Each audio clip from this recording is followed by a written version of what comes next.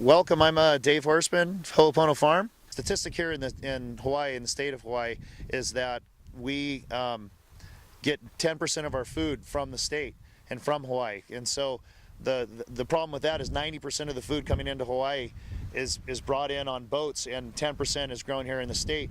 What we're trying to do here is flip that upside down, or do our best to make that ratio a little different.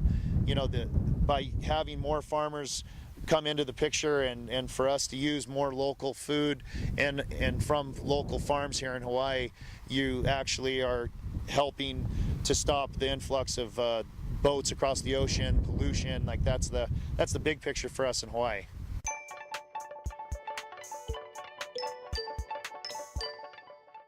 Here in Hawaii, this used to be pineapple lands, and in the past few years, a lot of the pineapple company here has pulled out and kind of made a transition from being pineapple land to a lot of real estate development. And now it's great. The company that we lease our land from, they are turning over a large chunk of their land to agricultural support. And so they've opened up a large chunk here on the west side of Maui to farmers, and they're trying to encourage local farmers to start.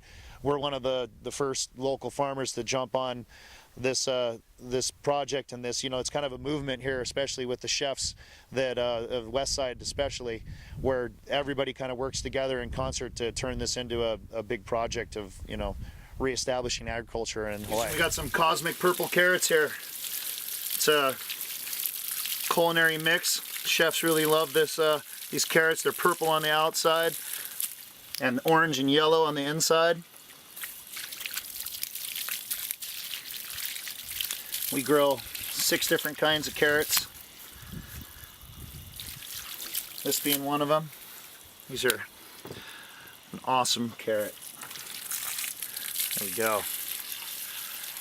The land here is mostly clay. It's an alai clay and silt, and so the ground is really hard, and it's been monocultured for 50 years. So that's monoculture is they've only farmed one thing in the ground for so long, and they use some crop rotation, but so because of the way that they've farmed in the past before us, this earth is actually, when we first got on here, we couldn't barely grow anything on here.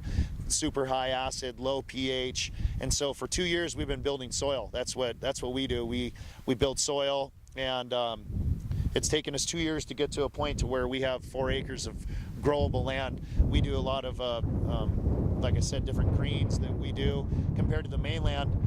A lot of the different crops are beets and sugar beets, corn, soybeans. We do more boutique style growing. Mostly everything we grow here at the farm, before we plant it, we have already made an arrangement to where it's going to go. Like that, we work hand in hand with our local chefs. I'm Isaac Bonkako from Pineapple Grill, and I'm at Ho'opono Farms in Napili, Maui. And I just picked up these beautiful red carrots that I'm going to take back to the restaurant to see what we can whip up. And farm to table movement on Maui especially is very important, because I think especially as chefs, we're so used to looking at a price sheet or looking at a order guide with produce on it, and we're so used to the farmer telling us what they can grow, whereas I think a lot of it is our jobs as chefs is to make sure that we're keeping the farmers in the loop on trends and keeping the farmers in the loop on what we want to grow and what the demand out there is, and that's why farm to table is so important, because it's a two-way communication between chef and farmer and back to the farmer. All right, so we're finishing up here at Ho'opono Farms. Now we're gonna go to Napili Flow, where we get to check out some pretty cool escargot. So here we are at Napili Flow Farm with Monica Kajudoi. Hey Monica, how are you? So Monica, how long has Napili Flow Farm been in action? I'm going on a year in March. I'll be making a year.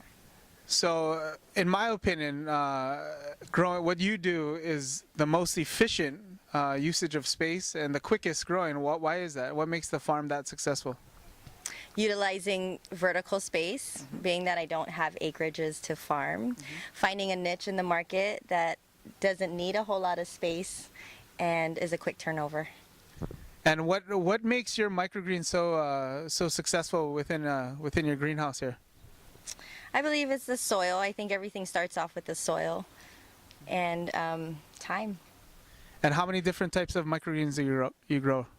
Right now I have on a consistent basis, I believe 7 different microgreens. The red shiso microgreen is one of my favorite microgreens. From seedling to harvest, I believe it takes anywhere between 2 to 3 weeks. You know, I use shiso in a bunch of different things, but I think the red shiso has a nice little pepperiness to it, and it goes great with sashimi. Monica always also does escargot, so we're gonna go check that out. This aquaponics system here is built mainly to raise the escargots, and it's a closed loop system. So there is a few tilapia fishes to kind of balance out the ecosystem. And on top we have watercress growing that helps to filter the water. And then it drops down into clean water into the ponds for the escargots, and then into the other, which is called a swirl pump, and a sump tank, and then back into the watercress bed. We got the produce, let's head to the kitchen. I was on Iron Chef with Ming Tsai. I was a sous chef with him at the time, and we challenged Bobby Flay. And if we didn't win, I wouldn't be talking about it. Look at that. It's nice, huh? So again, we have seared ahi with wasabi